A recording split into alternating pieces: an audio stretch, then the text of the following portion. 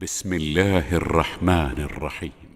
ولقد أرسلنا موسى بآياتنا إلى فرعون وملئه فقال إني رسول رب العالمين فلما جاءهم بآياتنا إذا هم منها يضحكون وما نريهم من آية إلا هي أكبر من أختها وأخذناهم بالعذاب لعلهم يرجعون وقالوا يا أيها الساحر ادع لنا ربك بما عهد عندك إننا لمهتدون فلما كشفنا عنهم العذاب إذا هم ينكثون.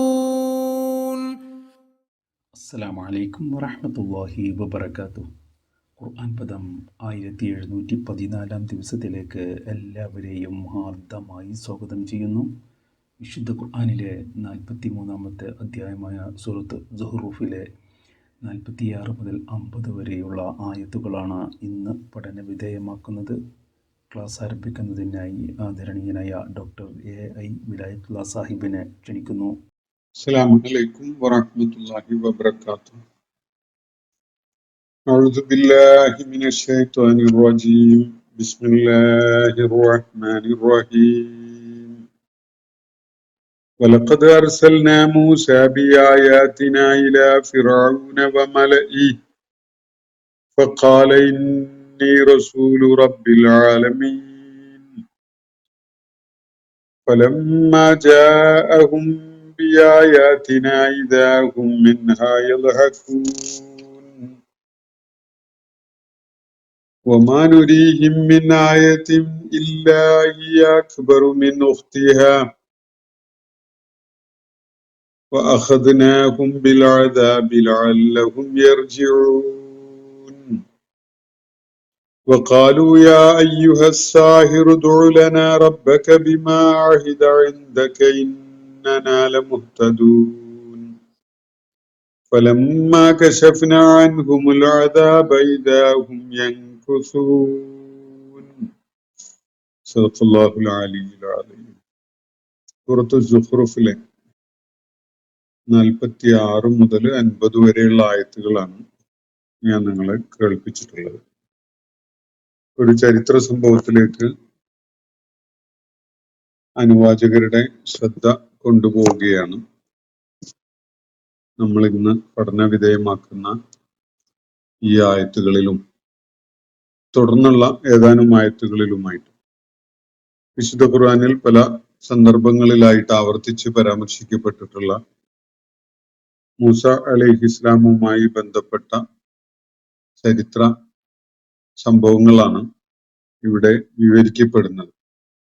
ഇതിന്റെ തൊട്ടു മുമ്പായി കഴിഞ്ഞ ദിവസം നമ്മൾ പഠന വിധേയമാക്കിയ ആയത്തുകളുടെ അവസാനത്തില് അള്ളാഹു നബി സല്ലല്ലാഹു അലൈഹി വസല്ലമക്ക് ഒരു നിർദ്ദേശം നൽകുന്നുണ്ട്. വസ്അൽ മൻ അർസൽനാ മിൻ ഖബ്ലിക, താങ്കൾക്ക് മുമ്പ് നാം നിയോഗിച്ചയക്കുകയുണ്ടായ ദൂതന്മാരോട് ചോദിക്കുക. മിർ റുസുലിന, നമ്മുടെ ദൂതന്മാരുടെ കൂട്ടത്തിൽ നാം നേരത്തെ അയച്ചിട്ടുണ്ടായിരുന്ന ആ ദൂതന്മാരോട് ചോദിക്കുക. അജഅൽന മിൻ ദൂനിർ റഹ്മാനി ആലിഹത്തൻ യുഅ്ബദൂൻ, കാരുണ്യവാനായ അള്ളാഹുവിന് പുറമെ ആരാധിക്കപ്പെടുന്നതിനായി നാം വല്ല ആരാധ്യന്മാരെയും നിശ്ചയിച്ചിട്ടുണ്ടോ എന്ന കാര്യം മുൻകാലങ്ങളിൽ ദൈവിക ദൗത്യം നിർവഹിച്ച പ്രവാചകന്മാരോട്, മുർസലുകളോട് അന്വേഷിക്കുക എന്നാണ് നബി സല്ലല്ലാഹു അലൈഹി വസല്ലമയോട് അവിടെ നിർദ്ദേശിക്കുകയുണ്ടായത്. നമ്മൾ അതിന്റെ സാരം മനസ്സിലാക്കുകയുണ്ടായി. പൂർവിക പ്രവാചകന്മാരോട് ചോദിക്കുക എന്നത് അതിന്റെ ഭാഷാപരമായ അക്ഷരതലത്തിലുള്ള അർത്ഥത്തിലല്ല ഈ നിർദ്ദേശം നബി സല്ലല്ലാഹു അലൈഹി വസല്ലമക്ക് നൽകുന്നത് എന്നത് വ്യക്തമാണ്. പൂർവിക പ്രവാചകന്മാർ നിർവഹിച്ച ദൗത്യത്തിന്റെ ചില ശേഷിപ്പുകൾ ഇന്നും ലഭ്യമായതായിട്ട് കാണാൻ കഴിയും. അവർ ജനങ്ങളെ കേൾപ്പിച്ച ദൈവിക വെളിപ്പാടുകളുടെ അംശങ്ങൾ ലഭ്യമായിരിക്കും. അവരുടെ ചരിത്ര വിവരണങ്ങൾ ലഭ്യമായിരിക്കും. അപ്പോ അവര് അവശേഷിപ്പിച്ച അവരുടെ ലെഗസി ഇന്നും സമൂഹത്തില് പലയിടങ്ങളിലായിട്ട് നിലകൊള്ളുന്നുണ്ടാകും. അവയെ പരിശോധിച്ചാൽ, ചരിത്രം പരിശോധിച്ചാൽ മുഹമ്മദ് നബി സല്ലല്ലാഹു അലൈഹി വസല്ലമക്ക് വ്യക്തമാകും അദ്ദേഹം ഇപ്പോൾ നിർവഹിച്ചുകൊണ്ടിരിക്കുന്ന വിധത്തിലുള്ള അതേ ദൗത്യം തന്നെയാണ് പൂർവിക പ്രവാചകന്മാര് നിർവഹിക്കുകയുണ്ടായത്. അവരാരും തന്നെ കാരുണ്യവാനായ അള്ളാഹുവിന് പുറമെ മറ്റാരെയെങ്കിലും ആരാധിക്കുവാൻ ജനങ്ങളോട് ആവശ്യപ്പെടുകയോ അങ്ങനെയുള്ള ഒരു സംഗതിക്ക് ഇടം നൽകുകയോ അങ്ങനെ ഒരു സംഗതിയെ അംഗീകരിക്കുകയോ ഒന്നും ചെയ്തതായിട്ട് അവരുടെ ആസാറുകൾ പരിശോധിച്ചാൽ അവര് അവശേഷിപ്പിച്ചു പോയിട്ടുള്ള അവരുടെ ദൗത്യ നിർവഹണവുമായി ബന്ധപ്പെട്ടുകൊണ്ടുള്ള ചരിത്ര ശേഷിപ്പുകൾ പരിശോധിച്ചാൽ അവർക്ക് ബോധ്യപ്പെടും. ഇതാണ് നബി സല്ലല്ലാഹു അലൈഹി വസല്ലമയോട് അള്ളാഹു നമ്മൾ കഴിഞ്ഞ ദിവസം പഠന വിധേയമാക്കിയ ആയത്തുകളുടെ അവസാനത്തിലായിട്ട് പറയുന്നത്.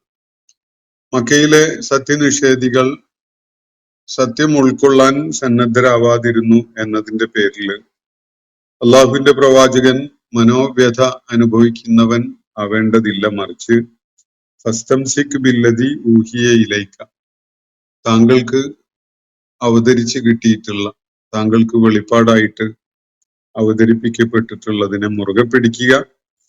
ഇന്നക അലാ സിറാത്തിൻ മുസ്തഖീം, ഒരു സംശയവും വേണ്ട, താങ്കൾ ചൊവ്വായ പാതയിൽ തന്നെയാണ് ഉള്ളത് എന്ന വിധത്തില് നബി സല്ലല്ലാഹു അലൈഹി വസല്ലമക്ക് ധൈര്യം പകർന്നുകൊണ്ടുള്ള വാക്യങ്ങളാണ് നമ്മൾ കഴിഞ്ഞ ദിവസം പഠന വിധേയമാക്കിയ ആയത്തുകളുടെ കൂട്ടത്തിൽ കാണുകയുണ്ടായത്. അപ്പോ തീർച്ചയായിട്ടും ഈ ധിക്കാരികളായ നിഷേധികളായ ആളുകളോട് അള്ളാഹു അവരുടെ ധിക്കാര നിലപാടിന്റെയും അവരുടെ അനുസരണക്കേടിന്റെയൊക്കെ ഫലമായി, അതിന്റെ കാരണത്താൽ അള്ളാഹു അവരുടെ കാര്യത്തില് ഒരു പ്രതിക്രിയ നടപടി സ്വീകരിക്കുക തന്നെ ചെയ്യും. എന്നാൽ താങ്കൾ അതൊന്നും കാത്തു നിൽക്കേണ്ടതില്ല, അവരുടെ പ്രതികരണങ്ങളിൽ വ്യതയുള്ളവനാവേണ്ടതുമില്ല. അള്ളാഹു താങ്കൾക്ക് അവതരിപ്പിച്ചു തന്നിരിക്കുന്ന ഈ ദൈവിക വെളിപ്പാട് മുറുകെ പിടിച്ചുകൊണ്ട് നിലകൊള്ളുക. താങ്കൾ തീർച്ചയായിട്ടും സത്യമാർഗത്തിൽ തന്നെയാണ്, ഋജുവായ പാതയിൽ തന്നെയാണുള്ളത്.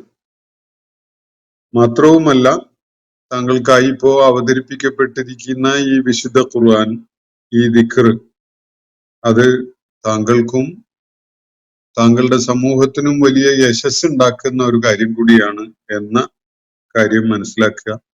സ്വാഭാവികമായിട്ടും ഈ യശസ് ഖുർആനിലൂടെ ഖുർആന്റെ സമൂഹം എന്ന നിലക്ക് ലഭിച്ചതിന്റെ പേരിൽ അത് സംബന്ധമായി നിങ്ങളൊക്കെയും തന്നെ ഒരു വിചാരണക്ക് വിധേയമാകുന്നതാണ്.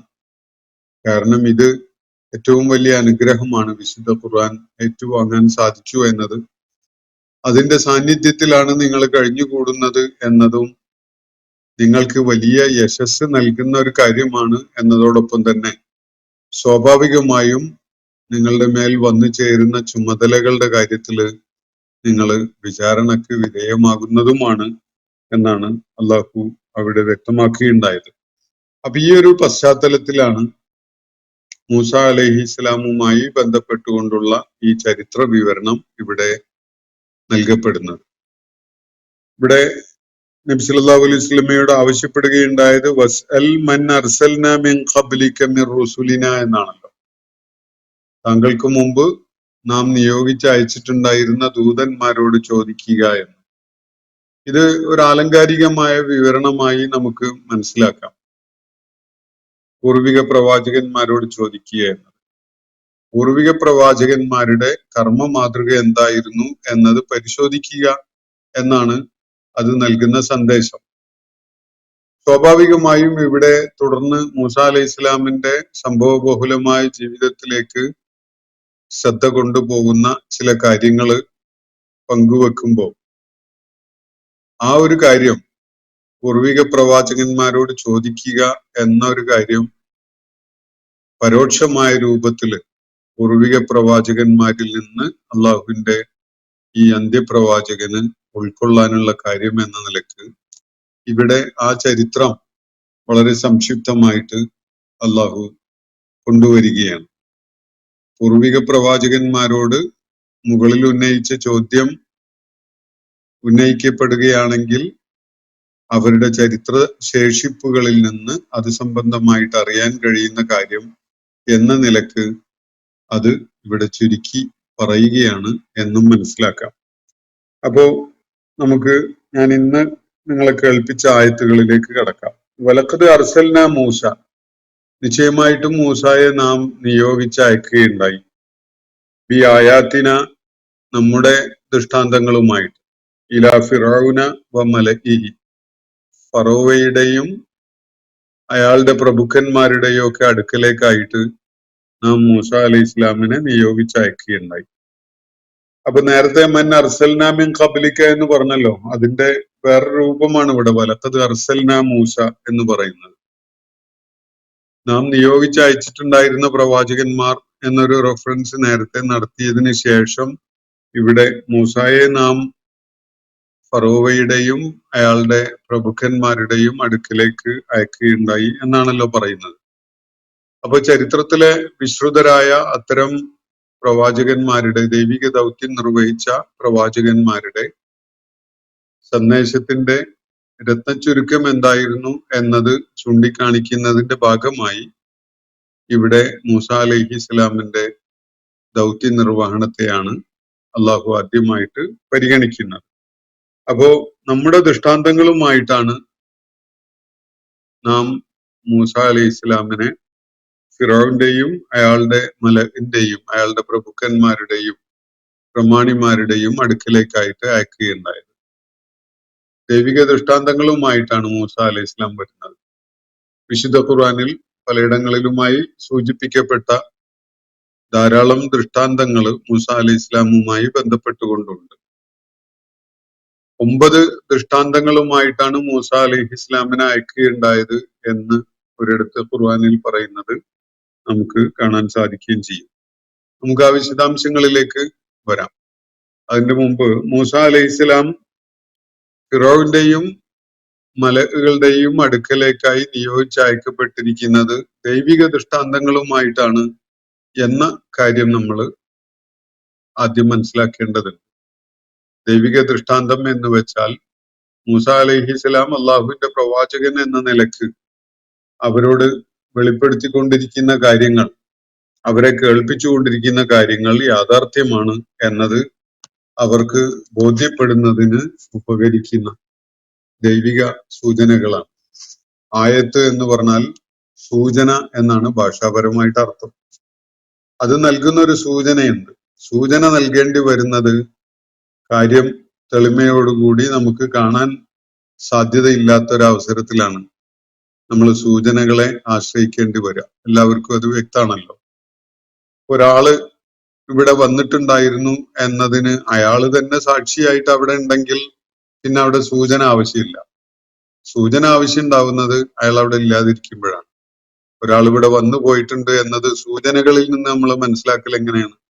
അയാളുടെ കാൽപ്പാടുകൾ അവിടെ ഉണ്ടാവാം, അയാൾ എന്തെങ്കിലുമൊക്കെ ചെയ്തതിന്റെ ലക്ഷണങ്ങളോ അടയാളങ്ങളോ അവിടെ ഉണ്ടാകാം, അയാൾ വല്ല ഭക്ഷണമൊക്കെ കഴിച്ചതിന്റെ അവശിഷ്ടങ്ങൾ ഇട്ടേച്ച് പോയത് അവിടെ കണ്ടെന്ന് വരാം, അവിടെ ഉണ്ടായിരുന്ന പല സംഗതികളിലും ചില മാറ്റങ്ങളൊക്കെ ഉണ്ടായതായിട്ട് അയാളുടെ ഇടപെടലും സാന്നിധ്യമൊക്കെ ആയിട്ട് ഉണ്ടായത് ഒരു മരത്തിന്റെ കൊമ്പ് ഒടിച്ചതോ അല്ലെങ്കിൽ ഒരു വൃക്ഷത്തിൽ നിന്ന് വല്ല ഫലവും പറിച്ചെടുത്ത് ഭക്ഷിച്ചതോ അതിന്റെ അവശിഷ്ടങ്ങളൊക്കെ അവിടെ കാണും.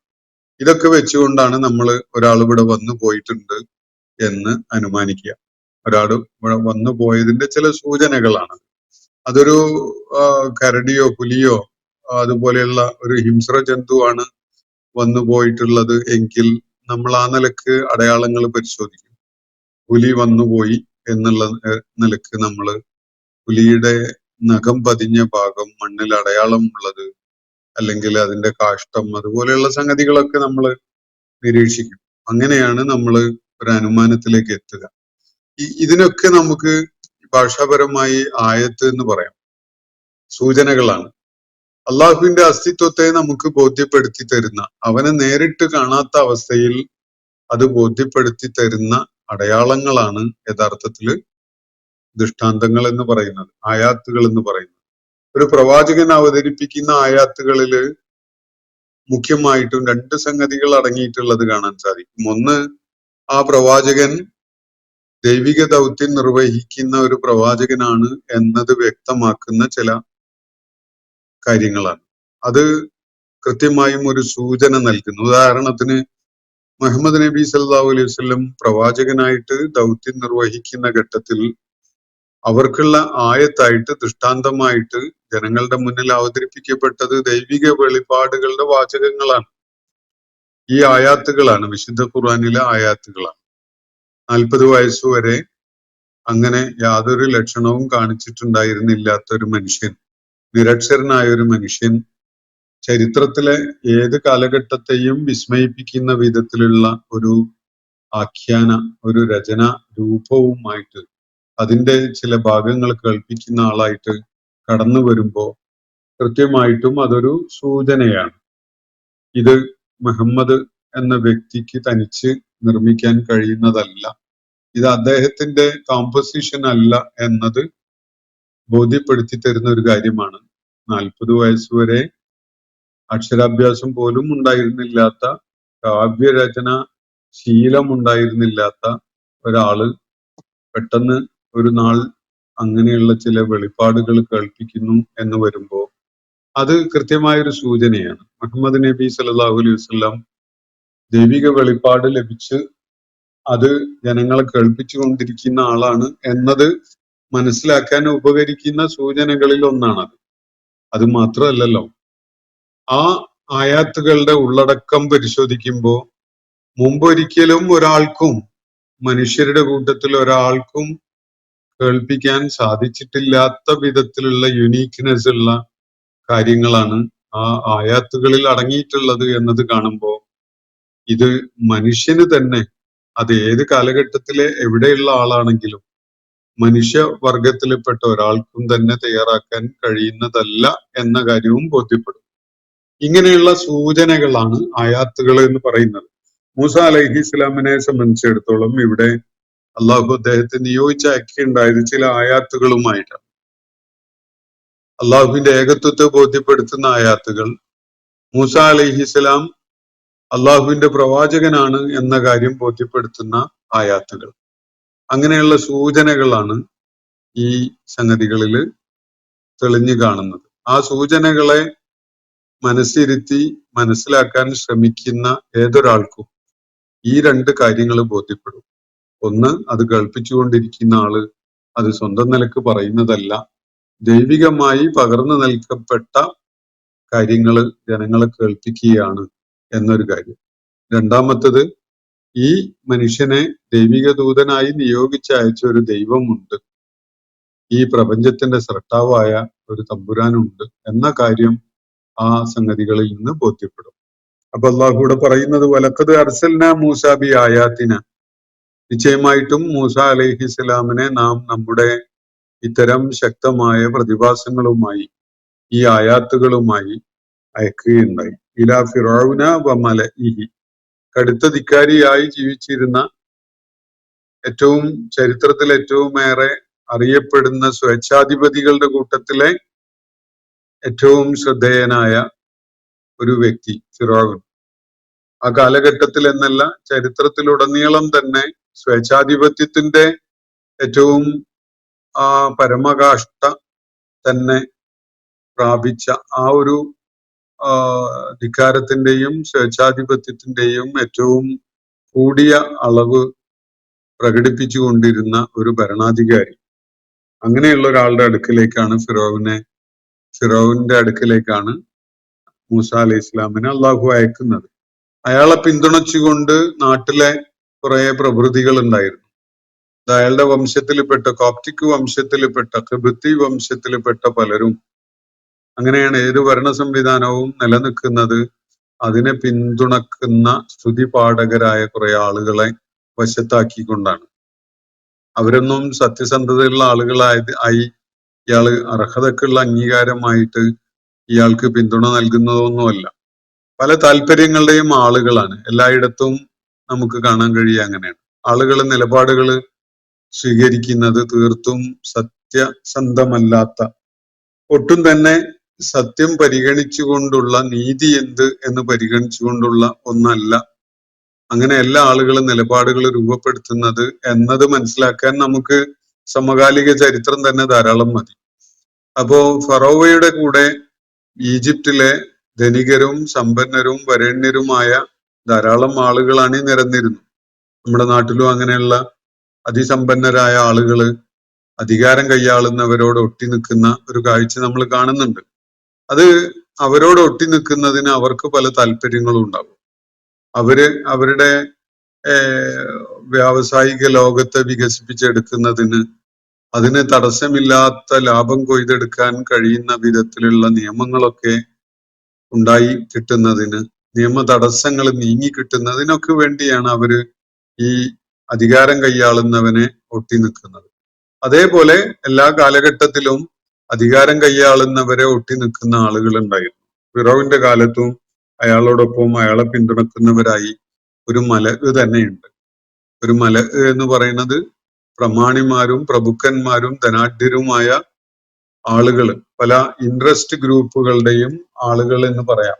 അത്തരം ആളുകളുടെയൊക്കെ അടുക്കലേക്കാണ് അവരെ സത്യത്തെക്കുറിച്ച് ബോധ്യപ്പെടുത്തുന്നതിന് വേണ്ടി അള്ളാഹു മൂസ അലൈഹിസ്ലാമിനെ ദൃഷ്ടാന്തങ്ങളുമായിട്ട് അയക്കുന്നത്. ഇവരുടെ ഈ വാണിജ്യ താല്പര്യങ്ങളുടെ കണക്കുകൂട്ടലുകൾക്ക് അപ്പുറത്ത് മനുഷ്യ ജീവിതവുമായി ബന്ധപ്പെട്ടുകൊണ്ടുള്ള യാഥാർത്ഥ്യം തിരിച്ചറിയേണ്ടതുണ്ട്. ജീവിതം സമ്പത്ത് വാരിക്കൂട്ടാൻ വേണ്ടി മാത്രമുള്ളതല്ല, ലാഭം കൊയ്യാൻ വേണ്ടി മാത്രമുള്ളതല്ല, സമൂഹത്തെ ചൂഷണം ചെയ്തുകൊണ്ട് പല നേട്ടങ്ങളും ഉണ്ടാക്കാൻ വേണ്ടി മാത്രമുള്ളതല്ല. അതിനപ്പുറത്തേക്ക് ആശയപരമായി ജീവിതത്തെ അർത്ഥപൂർണമാക്കുന്ന ചില തലങ്ങളുണ്ട് എന്നത് അവരെ ബോധ്യപ്പെടുത്താൻ ഫറോവയുടെയും കൂടെ ഉണ്ടായിരുന്ന ആ പ്രമാണിമാരുടെയും അടുക്കിലേക്കായിട്ട് അതിനു വേണ്ട ദൃഷ്ടാന്തങ്ങളുമായി മൂസ അലൈഹി ഇസ്ലാമിനെ നാം അയക്കുകയുണ്ടായി. അപ്പോ ഫഖാല, അങ്ങനെ അവരുടെ അടുക്കിലേക്ക് കയറി ചെന്നുകൊണ്ട് മൂസ അലൈഹി ഇസ്ലാം പറഞ്ഞത് ഇങ്ങനെയാണ്: ഇന്നി റസൂലു റബ്ബിൽ ആലമീൻ, ഉലകങ്ങളുടെ തമ്പുരാന്റെ അടുക്കൽ നിന്നുള്ള സന്ദേശവാഹകനാണ് ഞാൻ. ലോകങ്ങളുടെ പ്രപഞ്ചത്തിന്റെ സൃഷ്ടാവായ ഒരു തമ്പുരാനുണ്ട്, ആ ഒരു റബ്ബുൽ ആലമീൻ ഉണ്ട്. ആ റബ്ബുൽ ആലമീന്റെ അടുക്കൽ നിന്നുള്ള സന്ദേശവുമായിട്ട് വന്ന ആളാണ് ഞാൻ എന്നാണ് മൂസ അലൈഹി ഇസ്ലാം ഫിറോവിനോടും കൂടെ ഉണ്ടായിരുന്ന മലക്കിനോടുമായിട്ട് പറയുന്നത്. സ്വയം പരിചയപ്പെടുത്തുന്നത് അങ്ങനെയാണ്. മൂസ അലൈഹി ഇസ്ലാമിനെ അവർക്ക് പരിചയമില്ലാത്തത് കൊണ്ടല്ല, അവർക്ക് വേറെ ചില രീതിയിലും മൂസ അലൈഹി ഇസ്ലാമിനെ നേരത്തെ തന്നെ വേണ്ട വിധത്തിൽ പരിചയമുണ്ട്. പക്ഷെ ഇതൊരു പുതിയ മേൽവിലാസമാണ്. പഴയ കഥകളൊന്നുമല്ല ഇവിടെ പ്രസക്തമാവുന്നത്. 40 വയസ്സ് പിന്നിട്ട മൂസ അലൈഹി ഇസ്ലാം, അങ്ങനെയാണ് മനസ്സിലാക്കാൻ സാധിക്കുന്നത്. മൂസ അലൈഹി ഇസ്ലാം ദൈവിക ദൗത്യം ഏറ്റെടുത്ത് നിർവഹിക്കുന്നതിന് വേണ്ടി ഈജിപ്തിലേക്ക് ഫിറോവിന്റെയും പ്രവൃത്തികളുടെയും അടുക്കിലേക്ക് വന്നുകൊണ്ട് പറയുന്നത്, ഞാൻ മൂസയാണ്, നിങ്ങൾക്ക് പരിചയമുള്ള പഴയ അടിമ വംശത്തിലെ ഒരാളാണ് എന്നല്ല.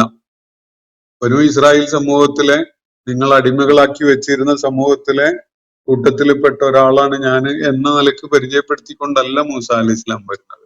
അദ്ദേഹം പറയുന്നത് ഇന്നി റസൂലു റബ്ബിൽ ആലമീൻ, ലോകങ്ങളുടെ തമ്പുരാനായ അള്ളാഹുവിന്റെ അടുക്കൽ നിന്ന് നിങ്ങൾക്ക് സന്ദേശവുമായിട്ട് വന്ന ആളാണ് ഞാൻ എന്നാണ് മൂസ അലൈഹി ഇസ്ലാം സ്വയം പരിചയപ്പെടുത്തിക്കൊണ്ട് പറയുന്നത്. ഫലമ്മ ജാഅഹും ബിആയാതിന, അപ്പോ അതിന് കേവലം ആധാർ കാർഡോ അല്ലെങ്കിൽ വോട്ടർ ഐഡിയോ കാണിച്ചാൽ പോരല്ലോ. ഞാന് ഉലകങ്ങളുടെ തമ്പുരാന്റെ പ്രതിനിധിയായിട്ട് സന്ദേശവുമായി വന്ന ആളാണ് എന്ന് ഞാൻ എന്നെ പരിചയപ്പെടുത്തുമ്പോ അതിന് തെളിവെന്ത് എന്നത് സ്വാഭാവികമായി ഉയരുന്ന ഒരു ചോദ്യമാണ്. അതിന് ആധാർ കാർഡോ അല്ലെങ്കിൽ വോട്ടർ ഐഡിയോ അല്ലെങ്കിൽ ആ കാലഘട്ടത്തിൽ എന്താണോ ഉണ്ടായിരുന്നത് അത് കാണിച്ചു കൊടുത്തതുകൊണ്ടോ അത് പരിചയപ്പെടുത്തിയോണ്ടോ കാര്യമില്ല. കാരണം ഞാൻ കൂടിയാൽ ബനു ഇസ്രായേൽ സമൂഹത്തിൽ ഒരു അംഗമാണ്. എൻ്റെ മാതാപിതാക്കളുടെ പേര്, വിവരങ്ങൾ ഇതൊക്കെയാണ്. ഞാൻ ജനിച്ചത് ഇന്നിടത്താണ്, വളർന്നത് ഇന്നിടത്താണ് എന്നതൊക്കെ വ്യക്തമാക്കുന്ന വിവരങ്ങളല്ല മൂസ അലൈഹി ഇസ്ലാം സമർപ്പിക്കുന്നത്. മറിച്ച് റസൂലു റബ്ബിൽ ആലമീൻ ആണ് എന്നത് കാണിക്കുന്നതിന്, അത് ബോധ്യപ്പെടുത്തുന്നതിന് വേണ്ട ചില ആയാത്തുകളാണ് മൂസ അലൈഹി ഇസ്ലാം അവതരിപ്പിക്കുന്നത്. അതിന് വോട്ടർ ഐഡിയോ അല്ലെങ്കിൽ ആധാർ കാർഡോ ഒന്നും മതിയാവുകയില്ല. മറിച്ച് അള്ളാഹു വിശിഷ്ടമായി അദ്ദേഹത്തിന് നൽകിയിട്ടുള്ള ചില അടയാളങ്ങൾ, ചില ആളുകൾക്ക് ബോധ്യപ്പെടുന്ന വിധത്തിലുള്ള ചില ആയാത്തുകളാണ്. അപ്പോ ഫലമ്മ ജാഅഹും ബി ആയാത്തിന്, അങ്ങനെ താൻ ദൈവിക ദൂതനാണ് എന്നത് ബോധ്യപ്പെടുത്തുന്ന ആയാത്തുകളുമായി അദ്ദേഹം കടന്നു വന്നപ്പോ ഇദാഹും മിൻഹ യൽഹഖൂൻ, അവരതാ അത് കണ്ട് അദ്ദേഹത്തിന്റെ ആ ആയാത്തുകളെ നോക്കി ചിരിക്കുകയാണ്. അവർക്ക് പരിഹാസം ആണ് അതിനോട് തോന്നുന്നത്, പുച്ഛമാണ് തോന്നുന്നത്. അവര് ഒരു പരിഹാസം ഉള്ളിൽ ഒതുക്കിക്കൊണ്ടുള്ള ഒരു ചിരിയാണ് ആ ആയാത്തുകൾ കണ്ടിട്ട് അവര് പകരമായിട്ട് തിരിച്ചു നൽകുന്നത്. അപ്പൊ ഇദാഹും മിൻഹ യൽഹഖൂൻ എന്നാണ് ഇവിടെ, ഇദാഹും മിൻഹ യൽഹഖൂൻ എന്നാണ് അള്ളാഹു ഇവിടെ പറയുന്നത്. അവരതാ പൊട്ടിച്ചിരിക്കുന്നു അല്ലെങ്കിൽ ആർത്ത് ചിരിക്കുന്നു. എന്തിന്റെ കാര്യത്തിലാണ്? മൂസ അലൈഹി ഇസ്ലാം ചില അത്ഭുതങ്ങളൊക്കെ താൻ ദൈവിക ദൂതനാണ് എന്നത് തെളിയിക്കുന്നതിന് കാണിച്ചപ്പോഴാണ് അവര് പൊട്ടിച്ചിരിക്കുന്നത്. ഇതൊക്കെ നമുക്ക് നേരത്തെ പരിചയമുള്ള സംഗതികളാണല്ലോ എന്ന നിലക്കാണ് അവരുടെ ചിരി.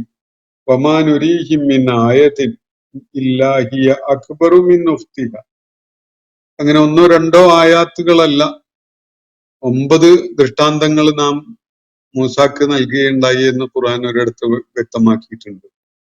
അപ്പോ ഇവിടെ അള്ളാഹു പറയുന്നത്, മൂസ അലൈഹി ഇസ്ലാം ചില ആയാത്തുകൾ അവരെ കാണിച്ചപ്പോ അവര് പൊട്ടിച്ചിരിക്കുകയാണ്. എന്തോ ഒരു തമാശ കണ്ട പോലെ, എന്തോ അവർക്ക് പുച്ഛിച്ച് തള്ളാൻ തോന്നിയ, അതിന് പ്രേരിതമായ പോലെ അവര് ചിരിക്കുകയാണ്. സാധാരണ ഗതിയില് ഒരു ദൈവിക ദൃഷ്ടാന്തം കാണിക്കപ്പെട്ടാൽ അവര് നൽകേണ്ട പ്രതികരണം അതല്ല. ഈ നമ്മുടെ അടുക്കലേക്ക് വന്നിരിക്കുന്നത് ഒരു സാധാരണ മനുഷ്യൻ എന്ന നിലക്ക് അയാളുടെ ചില പ്രവർത്തനങ്ങൾ കാണിക്കുന്ന ഒരു സ്വഭാവത്തിലുള്ള ഒരാളല്ല. മറിച്ച് ഒരു ദൈവിക ദൗത്യം നിർവഹിക്കുന്നതിന് വേണ്ടി നിയോഗിക്കപ്പെട്ടിരിക്കുന്ന ഒരു ദൂതനാണ് എന്നത് ബോധ്യപ്പെടുന്ന അല്ലെങ്കിൽ ബോധ്യപ്പെടുത്തുന്ന അടയാളങ്ങളായി അതിനെ ഉൾക്കൊണ്ടുകൊണ്ടാണ് പ്രതികരിക്കേണ്ടത്. പക്ഷെ അതിന് പകരം ഇവര് പൊട്ടിച്ചിരിക്കുകയാണ്, ആർത്ത് ചിരിക്കുകയാണ്. എന്നാൽ ആ കാണിക്കപ്പെട്ട ദൃഷ്ടാന്തങ്ങളെ കുറിച്ച് അള്ളാഹു പറയുന്നത് വമാനുരീഹിം, നാം അവർക്ക് കാണിച്ചു കൊടുക്കുകയുണ്ടായില്ല, മിൻ ആയത്തിൻ, ഒരു ദൃഷ്ടാന്തവും, ഇല്ലാഹിയ അക്ബറു മിൻ ഉഖ്തിഹ, അതിന്റെ മുമ്പ് നാം അവർക്ക് കാണിച്ചു കൊടുക്കുകയുണ്ടായ ആ ദൃഷ്ടാന്തത്തിന്റെ സഹോദരിയായ മറ്റൊരു ദൃഷ്ടാന്തത്തിനേക്കാൾ മെച്ചപ്പെട്ടതും പ്രാധാന്യമുള്ളതുമായതായിട്ടല്ലാതെ. എന്ന് പറഞ്ഞാൽ ഒന്നിനു പുറകെ ഒന്നായി ഏറെ ദൃഷ്ടാന്തങ്ങൾ അവരെ നാം കാണിക്കുകയാണ്. അതില് ആദ്യം കാണിച്ച ദൃഷ്ടാന്തങ്ങളെക്കാൾ അവരെ അസ്വസ്ഥപ്പെടുത്തുന്ന, അവരിൽ ചിന്തയുണർത്തുന്ന, അവരെ സമാധാനത്തോടു കൂടി അവരുടെ മൗഢ്യത്തിൽ കഴിയാൻ അനുവദിക്കുന്ന വിധത്തിലുള്ള ദൃഷ്ടാന്തങ്ങളല്ല, മറിച്ച് അവരെ ശരിക്കും അസ്വസ്ഥപ്പെടുത്തുന്ന, അവരെ ആലോചനയുള്ളവരാക്കി മാറ്റുന്ന, അവരെ കാര്യങ്ങളിൽ ഒരു തിരിച്ചറിവ് നേടുന്നതിന് പ്രേരിപ്പിക്കുന്ന വിധത്തിലുള്ള കൂടുതൽ മെച്ചപ്പെട്ട, കൂടുതൽ ഉഗ്രമായ ഒരു ദൃഷ്ടാന്തമാണ് നാം അവർക്ക് കാണിക്കുകയുണ്ടായത്. എന്ന് പറഞ്ഞാൽ ഓരോ ദൃഷ്ടാന്തത്തിന് ശേഷവും കാണിക്കപ്പെടുന്ന അടുത്ത ദൃഷ്ടാന്തം ആദ്യത്തേതിനേക്കാൾ കൂടുതൽ വീര്യമുള്ളതും കൂടുതൽ പ്രാധാന്യമുള്ളതുമാണ് എന്നാണ് അള്ളാഹുവിടെ വ്യക്തമാക്കുന്നത്. അവര് ചിരിക്കാന് ഇത് ന്യായമാവുന്നില്ല ഒരിക്കലും തന്നെ. കാരണം ഓരോ ദൃഷ്ടാന്തം കാണിക്കപ്പെടും, ആദ്യത്തെ ദൃഷ്ടാന്തം കണ്ട് അതിന്റെ വിസ്മയം ഒടുങ്ങുന്നതിന് മുമ്പ് അതിനേക്കാൾ കനപ്പെട്ട ഒരു ദൃഷ്ടാന്തമാണ് മൂസ അലൈഹി ഇസ്ലാം മുഖേന അള്ളാഹു അവരെ കാണിക്കുകയുണ്ടായത്. വമാനുരീഹിം മിൻ ആയത്തിൻ ഇല്ലാഹിയ അക്ബറു മിൻ ഉഖ്തിഹ, നേരത്തെ കാണിക്കപ്പെട്ട ദൃഷ്ടാന്തത്തിനേക്കാൾ എന്ന് പറഞ്ഞാൽ ഈ ദൃഷ്ടാന്തങ്ങളൊക്കെ ഒരു സാഹോദര്യ ബന്ധത്തിലാണ് എന്നാണ് സൂചിപ്പിക്കപ്പെടുന്ന കാര്യം. ഈ ദൃഷ്ടാന്തങ്ങള് ഇപ്പൊ കാണിച്ച ദൃഷ്ടാന്തത്തിന്റെ ഉഖ്താണ്, സഹോദരിയാണ് നേരത്തെ കാണിക്കപ്പെട്ട ദൃഷ്ടാന്തം. ആ വിധത്തിലാണ് എന്ന് പറഞ്ഞാൽ ഒന്ന് ഒന്നിനെ പിൻബലപ്പെടുത്തുന്ന വിധത്തിലുള്ള, ഒന്നിനു പുറകെ കൂടുതൽ കരുത്തുള്ള മറ്റൊന്ന് എന്ന നിലക്കുള്ള ദൃഷ്ടാന്തങ്ങളാണ് കാണിക്കപ്പെട്ടത്. അപ്പൊ അവയൊക്കെയും തമ്മിൽ ഒരു സാഹോദര്യ ബന്ധമുണ്ട്. കാരണം അത് ഒരേ പേർപ്പസ് സെർവ് ചെയ്യുന്നതാണ്, ഒരേ ലക്ഷ്യം ഉദ്ദേശിച്ചുകൊണ്ടുള്ളതാണ്. അപ്പോ ഇത് ഓരോന്നും ഒന്ന് വേറിട്ട് നിൽക്കുന്നതല്ല, എല്ലാം തെളിയിക്കുന്ന ഒരു അന്തിമമായ ഒരു ബോധ്യമുണ്ട്. ആ ബോധ്യം ഊട്ടിയുറപ്പിക്കുന്നതിനാണ് ഈ ദൃഷ്ടാന്തങ്ങൾ ഒന്നിനു മേലെ ഒന്നായി അവതരിപ്പിക്കപ്പെട്ടിരിക്കുന്നത്. അപ്പൊ ഒരു ദൃഷ്ടാന്തം കാണിക്കപ്പെട്ടതിന് ശേഷം അതിനേക്കാൾ വീര്യമുള്ള മറ്റൊന്ന് അവരെ കാണിച്ചപ്പോ അവര് വീണ്ടും പൊട്ടിച്ചിരിക്കുകയാണ്, അവര് പരിഹാസത്തിൽ ഏർപ്പെടുകയാണ്. ഇത് അള്ളാഹു അതിനെ പരാമർശിച്ചുകൊണ്ട് പറയുകയാണ്, നാം അവർക്ക് ഒരു ദൃഷ്ടാന്തവും കാണിക്കുകയുണ്ടായിട്ടില്ല, അത് നേരത്തെ കാണിച്ചതിനേക്കാൾ വീര്യമുള്ളതായിട്ടല്ലാതെ. അഖദ്നാഹും ബിൽ അദാബി, അത് മാത്രമല്ല പിന്നെ അവരെ ചില പീഡകൾ മുഖേന നാം പിടികൂടുകയും ചെയ്തു എന്ന് പറഞ്ഞാൽ ചില ശിക്ഷകളൊക്കെ അവരെ നാം കണ്ണു തുറപ്പിക്കുന്ന വിധത്തിൽ അവർക്ക് നൽകുകയുണ്ടായി. അങ്ങനെ ശിക്ഷകളും ചില ആയത്തുകളായിട്ട് അവർക്ക് നാം അവരുടെ മുന്നിൽ കൊണ്ടുവന്നു എന്ന് പറഞ്ഞാൽ ചില ദൃഷ്ടാന്തങ്ങൾ കാണിച്ചു. മൂസ അലൈഹി ഇസ്ലാമിന്റെ ഏറ്റവും അറിയപ്പെടുന്ന ദൃഷ്ടാന്തം നമുക്കറിയാലോ, കയ്യിലുണ്ടായിരുന്ന വടി തറയിലിട്ട് അത് പാമ്പായി മാറുന്നു. ബാക്കി ഏത് പാമ്പിനെയും വെല്ലുന്ന വിധത്തിലുള്ള, ആരെയും വിസ്മയിപ്പിക്കുന്ന വിധത്തിലുള്ള ഒരു യഥാർത്ഥ സർപ്പമായിട്ട് അത് മാറുകയാണ്. ഇതാണ് ഒരു ദൃഷ്ടാന്തം. മറ്റൊന്ന്, ഒരു ന്യൂനതയും ഇല്ലാത്ത കൈ കക്ഷത്ത് വെച്ചങ്ങ് എടുക്കുന്നതോടുകൂടി അത് സൂര്യനെ പോലെ വെട്ടിത്തിളങ്ങുന്ന ഒന്നായി മാറുകയാണ്. കൈക്ക് യാതൊരു ദ്രോഹം ഉണ്ടാവണില്ല, കൈ പൊള്ളുകയോ അല്ലെങ്കിൽ കത്തിപ്പോവുകയോ വെന്തിരിക്കുകയോ ഒന്നും ചെയ്യണില്ല. മറിച്ച് കൈ ഒരു സൂര്യനെ പോലെ കത്തിജ്വലിക്കുന്ന ഒരു കാഴ്ചയാണ് അവർക്ക് കാണാനാവുന്നത്. ഇത് രണ്ടുമാണ് തുടക്കത്തിൽ കാണിക്കപ്പെട്ട ഏറ്റവും പ്രാധാന്യമുള്ള ദൃഷ്ടാന്തങ്ങൾ. അതിനെ തുടർന്ന് പല ദൃഷ്ടാന്തങ്ങളും കാണിച്ചിട്ടുണ്ട്. അവയിൽ ചിലതിന്റെ സ്വഭാവം അവരെ ഒരു പീഡനമേൽപ്പിക്കുക, ഒരു പീഡ അവർക്ക് നൽകുക എന്നുള്ള വിധത്തിലാണ്, ഒരു പ്രയാസം അവർക്ക് സൃഷ്ടിക്കുക. ആ പ്രയാസം ഒരു ദൃഷ്ടാന്തം കൂടിയാണ്, അത് അവരെ കണ്ണു തുറപ്പിക്കും. അങ്ങനെയുള്ള ചില ദൃഷ്ടാന്തങ്ങൾ ഒന്നിനു പുറകെ ഒന്നായി അവരെ കാണിക്കുകയാണ് മൂസ അലൈഹി ഇസ്ലാം ചെയ്യുന്നത്. വാഹദനാഹും ബിൽ അദാബി, അവർക്ക് ചില ശിക്ഷകൾ നൽകിക്കൊണ്ട് നാം അവരെ പിടികൂടുന്നു. ലഅല്ലഹും യർജിഊൻ, അവര് സ്വബോധത്തിലേക്ക് മടങ്ങുന്നതിന് വേണ്ടി. അങ്ങനെ ഉണ്ടായെങ്കിലോ എന്ന നിലക്കാണ്. അവര് സത്യമാർഗത്തിലേക്ക്, നേരിന്റെ മാർഗത്തിലേക്ക് തിരിച്ചു വന്നെങ്കിലോ എന്ന നിലക്ക് നാം ഒന്നിനു പുറകെ ഒന്നായി അവർക്ക് ചില പീഡകളും നൽകുകയുണ്ടായി, ശിക്ഷയുടെ അനുഭവങ്ങളും നൽകുകയുണ്ടായി. അവരെ നശിപ്പിക്കുന്ന വിധത്തിലുള്ള ശിക്ഷയല്ല ഇത്, അവരെ ചിന്തയുള്ളവരാക്കി മാറ്റുന്ന വിധത്തിലുള്ള ശിക്ഷയാണ് ഇവിടെ സൂചിപ്പിക്കപ്പെടുന്നത്. നമ്മുടെയൊക്കെ നിത്യജീവിതത്തിൽ ഇങ്ങനെയുള്ള അനുഭവങ്ങൾ ഉണ്ടാവും. ചില ശിക്ഷയാണോ എന്ന് തോന്നിപ്പോകുന്ന വിധത്തിലുള്ള ചില സംഭവങ്ങളൊക്കെ.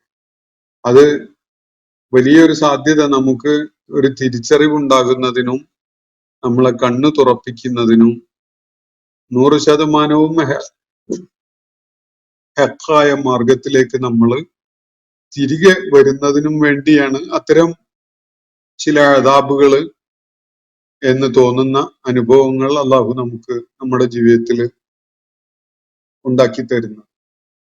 അത് നമ്മളെ ബോധമുള്ളവരാക്കുന്നതിന് വേണ്ടിയാണ്. മൂസ അലൈഹി സ്വലാം തന്റെ സമൂഹത്തിന്റെ മുന്നിൽ കാണിച്ച ഈ ആയാത്തുകളും അദാബുകളും അതിനെക്കുറിച്ച് നമുക്ക് വിശദമായിട്ട് മനസ്സിലാക്കാം. അതിനു മുമ്പ് ഞാനിന്ന് നിങ്ങളെ കേൾപ്പിച്ച ആയത്തുകൾ ഒന്ന് പൂർത്തിയാക്കാം. ഖാലു യാ അയ്യുഹസ് സാഹിറു, അപ്പൊ ഈ ആയാത്തുകളൊക്കെ കണ്ടുകൊണ്ട് അവര് പ്രതികരിക്കുന്നത് ഇങ്ങനെയാണ്. മൂസ അലൈഹി ഇസ്ലാമിനെ അള്ളാഹുവിന്റെ ദൂതൻ എന്ന നിലക്ക് സ്വയം പരിചയപ്പെടുത്തിയതിനു ശേഷവും അവര് യാ അയ്യുഹർ റസൂൽ എന്നോ യാ അയ്യുഹൻ നബി എന്നോ ഒന്നും അഭിസംബോധന ചെയ്യുകയല്ല ചെയ്യുന്നത്. മറിച്ച് അദ്ദേഹത്തെ ഒരു കേവലം ആഭിചാരകനായി കണ്ടുകൊണ്ട് ആ നിലക്കാണ് അദ്ദേഹത്തെ അവർ വിളിക്കുന്നത്. യാ അയ്യുഹ സാഹിറു, ഓ മാജീഷ്യൻ എന്നോ ഓ എന്താ പറയുക സോഴ്സറർ എന്നൊക്കെ പറയുന്ന വിധത്തില് മൂസ അലൈഹി ഇസ്ലാമിനോട് ആഭിചാരക എന്ന് അഭിസംബോധന ചെയ്തുകൊണ്ടാണ് അവർ സംസാരിക്കുന്നത്.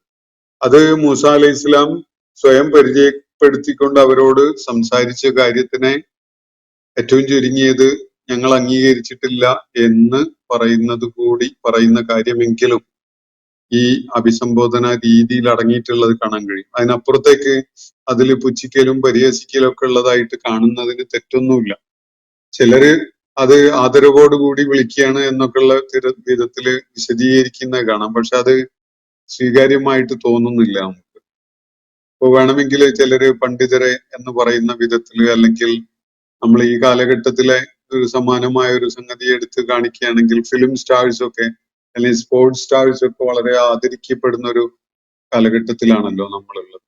അപ്പൊ അവർക്ക് വലിയ സ്ഥാനവും പദവിയും ഒക്കെയാണ് സമൂഹത്തിൽ. അപ്പൊ ആ നിലക്ക് ഒരു സ്റ്റാർ ആണ്, അല്ലെങ്കിൽ ഒരു ജനങ്ങൾക്കിടയിൽ വലിയ സ്വാധീനമുള്ള ഒരാള് എന്ന നിലക്ക് ഒരു ആരാധ്യനായ ഒരു വ്യക്തി എന്നുള്ള നിലക്കുള്ള അഭിസംബോധനയൊന്നും അല്ല.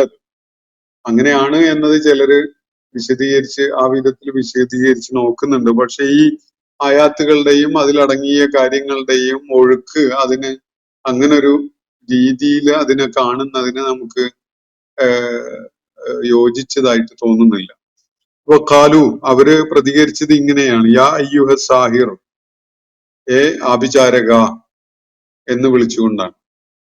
ഒരിക്കലും തന്നെ മൂസ അലൈഹി സ്വലാം ഇഷ്ടപ്പെടുന്ന ഒരു വിളിയല്ല അത്. അദ്ദേഹം അതില് തൃപ്തിപ്പെടുകയില്ല. അദ്ദേഹം ആവശ്യപ്പെട്ടത് അല്ലെങ്കിൽ സ്വയം പരിചയപ്പെടുത്തിയത് തന്നെ ഇന്നി റസൂലു റബ്ബിൽ ആലമീൻ എന്ന് പറഞ്ഞുകൊണ്ടാണല്ലോ. അതാണ് അദ്ദേഹത്തിന്റെ ഡെസിഗ്നേഷൻ. ആ ഡെസിഗ്നേഷൻ ഉൾക്കൊള്ളാതെ അംഗീകരിക്കാതെ അവര് അദ്ദേഹത്തിന്റെ മേൽ ഉന്നയിച്ച ആക്ഷേപം വെച്ചുകൊണ്ടാണ് അദ്ദേഹത്തെ ഈ അഭിസംബോധന നടത്തുന്നത്. അപ്പോ യാ അയ്യുഹ സാഹിറു ഉദൂ ലനാ റബ്ബക ബിമാ അഹിദ ഇൻദക ഇന്നനാ ലമുഹ്തദൂൻ, നീ നിന്റെ റബ്ബിനോട് പ്രാർത്ഥിക്ക്, അവൻ നിന്നോട് ചില കരാറിലൊക്കെ ഏർപ്പെട്ടിട്ടുണ്ടല്ലോ, അതുകൊണ്ട് ഇന്നനാ ലമുഹ്തദൂൻ, അങ്ങനെ ആ പ്രാർത്ഥനയ്ക്ക് ഉത്തരം കിട്ടുകയാണെങ്കിൽ തീർച്ചയായിട്ടും ഞങ്ങൾ സന്മാർഗം സ്വീകരിക്കാം. നീ പറയുന്ന ഹിദായത്ത് സ്വീകരിക്കുന്നവരായിക്കൊള്ളാം. നീ ആദ്യം ഒന്ന് നിന്റെ റബ്ബിനോടൊന്ന് പ്രാർത്ഥിക്കും. നിന്റെ റബ്ബിന്റെ അടുക്കല് നിനക്ക് വലിയ സ്ഥാനാണല്ലോ ഉള്ളത്. അവൻ നിന്നോട് ചില കരാറുകളൊക്കെ ചെയ്തിട്ടുണ്ടല്ലോ. അതുകൊണ്ട് ആ കരാറുകളെ മുൻനിർത്തിക്കൊണ്ട് നീ ഞങ്ങളുടെ ഈ പ്രയാസത്തിൽ നിന്ന് ഞങ്ങളെ രക്ഷപ്പെടുത്താൻ നിന്റെ റബ്ബിനോട് പ്രാർത്ഥിക്കണം എന്നാണ് അവർ ആവശ്യപ്പെടുന്നത്. അത് നേരത്തെ സൂചിപ്പിച്ചല്ലോ, ചില അദാബുകളൊക്കെ തന്നെയും അവരെ അള്ളാഹു അനുഭവിപ്പിച്ചു എന്ന്. അതുമായി ബന്ധപ്പെട്ടതാണ്. ചില അദാബുകൾ അനുഭവിപ്പിച്ചത് അവർക്ക് കണ്ണു തുറക്കാൻ അവസരം ഉണ്ടാകാൻ വേണ്ടിയാണ്. അവർ കണ്ണു തുറന്നു. അവര് മൂസ അലൈഹി സ്വലാമിനോട് പറഞ്ഞു, മൂസ, ഇത് വല്ലാത്തൊരു ദുരിതം തന്നെയാണ്. ഇതിന്ന് രക്ഷപ്പെടാൻ ഞങ്ങൾക്ക് സ്വന്തം നിലക്ക് കഴിയില്ല. ഞങ്ങളുടെ അടുക്കലുള്ള ആളുകൾക്കും ഈ പ്രയാസം നീക്കി തരാൻ കഴിയില്ല. അതുകൊണ്ട് നീ ഒന്ന് പ്രാർത്ഥിക്കും നിന്റെ റബ്ബിനോട്. നിന്റെ റബ്ബുമായി നിനക്ക് വലിയ ബന്ധാണല്ലോ, അവൻ നിന്നോട് വലിയ കരാറൊക്കെ ചെയ്തിട്ടുള്ളതാണല്ലോ. അങ്ങനെ നീ പ്രാർത്ഥിച്ചിട്ട് അതിന് ഉത്തരം കിട്ടുകയാണെങ്കിൽ ഞങ്ങളെല്ലാവരും ഇന്നനാല മുഹ്തദൂൻ, ഞങ്ങളെല്ലാവരും സന്മാർഗികളായിക്കൊള്ളാം. ഞങ്ങളെല്ലാവരും ഹിദായത്ത് അംഗീകരിച്ച് സ്വീകരിച്ച് അത് പിൻപറ്റിക്കൊള്ളാം. ഇതാണ് അവര് പറഞ്ഞത്. എന്നാൽ മൂസ അലൈഹി ഇസ്ലാം പ്രാർത്ഥിച്ചു, അവർക്ക് ദുരിതം നീങ്ങിക്കിട്ടി. അവരെന്താണ് പ്രതികരിച്ചത്? എങ്ങനെയാണ് പ്രതികരിച്ചത്? ഫലമ്മ കശഫ്ന അൻഹും, നാം അവർക്ക് ആ ദുരിതം നീക്കി കൊടുത്തപ്പോഴോ, അൽഅദാബ, ആ ശിക്ഷ അടങ്ങിയിട്ടുള്ള ദുരിതം അവർക്ക് നാം നീക്കി കൊടുക്കുകയുണ്ടായപ്പോ ഇദാഹും യൻകുസൂൻ, അവരതാ ഈ വാക്ക് ലംഘിച്ചുകൊണ്ട് പിന്തിരിഞ്ഞു പോയി കളയുന്നു. അവര് പറഞ്ഞത്, മൂസ നീ പ്രാർത്ഥിക്ക്, ഈ പ്രയാസം ഒന്ന് നീങ്ങി കിട്ടിക്കഴിഞ്ഞാൽ ഞങ്ങള് സന്മാർഗികളായിക്കൊള്ളാം എന്നാണല്ലോ. അള്ളാഹു മൂസ അലൈഹി ഇസ്ലാമിന്റെ പ്രാർത്ഥന സ്വീകരിച്ചു. ആ ദുരിതം അവർക്ക് നീക്കി കൊടുത്തു. പക്ഷെ അവരേറ്റവും നന്ദി കെട്ട വിധത്തിൽ പ്രതികരിക്കുന്നവരായിട്ടാണ് മാറിയത്. അള്ളാഹു ആ ദുരിതം നീക്കി കൊടുത്തപ്പോ ഇദാഹും യൻകുസൂൻ, അവരതാ വാക്ക് ലംഘിക്കുന്നവരായി തിരിഞ്ഞു പോയി കളയുന്നു. മൂസ അലൈഹി സ്വലാമിനോട് അവർ പറഞ്ഞല്ലോ നേരത്തെ, ഞങ്ങൾ സന്മാർഗികളായിക്കൊള്ളാം, ഈ പ്രയാസം ഒന്ന് നീക്കി തന്നാ മതി, നീ ഈ ഇടങ്ങേറൊന്നും ഇല്ലാതാക്കി തരാൻ വേണ്ടി നിന്റെ റബ്ബിനോട് പ്രാർത്ഥിക്കും, അവന് നിന്നോട് ചില കരാറുകളൊക്കെ ചെയ്തിട്ടുള്ളതാണല്ലോ, നിനക്ക് അവനുമായി ചില ബന്ധങ്ങളൊക്കെ ഉള്ളതാണല്ലോ, അതുകൊണ്ട് നീ ഈ പ്രതിസന്ധിയിൽ നിന്ന് ഞങ്ങളെ ഒന്ന് കരകയറ്റിത്താ അവനോട് പറഞ്ഞിട്ട്, എന്നാൽ ഞങ്ങള് സത്യമാർഗം അവലംബിക്കുന്നവരാകാം, സന്മാർഗികളായിക്കൊള്ളാം എന്നാണ് അവര് പറഞ്ഞിരുന്നത്. മൂസ അലൈഹി സ്വലാം പ്രാർത്ഥിച്ചു, ഈ പ്രശ്നം അള്ളാഹു നീക്കിക്കൊടുത്തു. പക്ഷെ അവരുടെ പ്രതികരണം എന്താണ്? അവര് അതൊന്നും നമുക്കിപ്പോ പരിഗണിക്കാൻ പറ്റൂല എന്ന നിലക്ക് അവര് കരാറ് ലംഘിച്ചുകൊണ്ട് അവരുടെ വാക്ക് പാലിക്കാതെ പിന്തിരിഞ്ഞു പോയി കളയുകയാണ് ചെയ്തത്. ഇതാണ് മൂസ അലൈഹി ഇസ്ലാമിന്റെ സമൂഹം നൽകിയ പ്രതികരണം. ഇപ്പോ മക്കയിലെ മുശ്രിക്കുകൾ മുഹമ്മദ് നബി സല്ലല്ലാഹു അലൈഹി വസല്ലമയോട് ചെയ്തുകൊണ്ടിരിക്കുന്നതും ഇതുപോലെയൊക്കെയുള്ള സംഗതികളാണ്. സമാനമായ ദുരിതങ്ങളൊക്കെ അവർ അനുഭവിക്കുന്നുണ്ടായിരുന്നു. ചില ഘട്ടങ്ങളിൽ അവര് നബിയുടെ അടുക്കൽ വന്നിട്ട് ആ ദുരിതം നീക്കി കൊടുക്കാൻ വേണ്ടി പ്രാർത്ഥിക്കാൻ വരെ ആവശ്യപ്പെടുകയുണ്ടായി. ബനൂ ഇസ്രായേൽ ആവശ്യപ്പെട്ട പോലെ, അല്ലെങ്കിൽ ഈജിപ്തിലെ ആളുകൾ ആവശ്യപ്പെട്ട പോലെ, ഫിറോനും കൂട്ടരും ആവശ്യപ്പെട്ട പോലെ. പക്ഷെ ഒടുക്കം ആ പ്രശ്നം നീങ്ങി കിട്ടിയപ്പോ അവരാരും നന്ദി കാണിക്കുന്നവരായിട്ട് അല്ലെങ്കിൽ അള്ളാഹുവിനെ അംഗീകരിക്കുന്നവരായോ മൂസ അലൈഹി ഇസ്ലാമിന്റെ മാർഗദർശനം, അദ്ദേഹം കാണിച്ചു കൊടുത്ത ആ ജീവിത സന്മാർഗം സ്വീകരിക്കാൻ കൂട്ടാക്കുന്നവരാവുകയോ ചെയ്തില്ല. അവര് വാക്ക് ലംഘിച്ചുകൊണ്ട് പിന്തിരിഞ്ഞു പൊയ്ക്കളയുകയാണ് ചെയ്തത് എന്നത് വളരെ ശ്രദ്ധേയമായൊരു കാര്യമാണ്. മക്കയിലെ ആളുകൾ ചെയ്തത് അങ്ങനെയാണ്. ചരിത്രഘട്ടത്തില് മൂസ അലൈഹി ഇസ്ലാമിന്റെ സമൂഹവും അങ്ങനെ തന്നെയാണ് നേരത്തെ പ്രതികരിച്ചിട്ടുണ്ടായിരുന്നത് എന്നതാണ് ഇവിടെ വ്യക്തമാക്കപ്പെടുന്ന ഒരു കാര്യം. ഇവിടെ മൂസ അലൈഹി ഇസ്ലാം സമൂഹത്തിനെ കാണിച്ച ആയാത്തുകളെ കുറിച്ച് പ്രത്യേകം മനസ്സിലാക്കേണ്ടതുണ്ട്.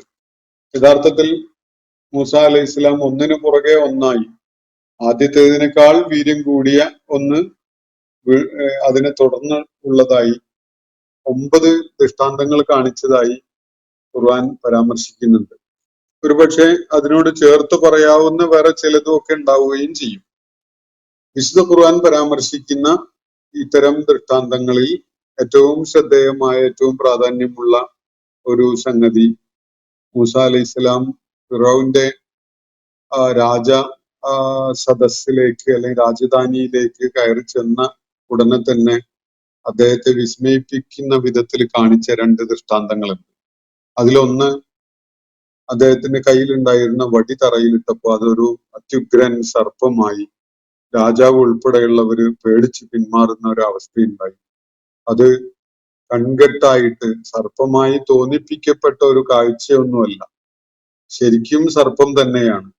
ബാക്കി പിന്നീട് ഒരു വെല്ലുവിളി എന്ന നിലക്ക് സാഹിറുകള് അവതരിപ്പിച്ച സർപ്പങ്ങളൊക്കെ വിഴുങ്ങിക്കളയാൻ അല്ലെങ്കിൽ അവയെ നിഷ്പ്രഭമാക്കുന്ന വിധത്തിലുള്ള ഒരു അത്യുഗ്രൻ സർപ്പമായിരുന്നു മൂസ അലൈഹി സ്വലാം കാണിച്ചത്.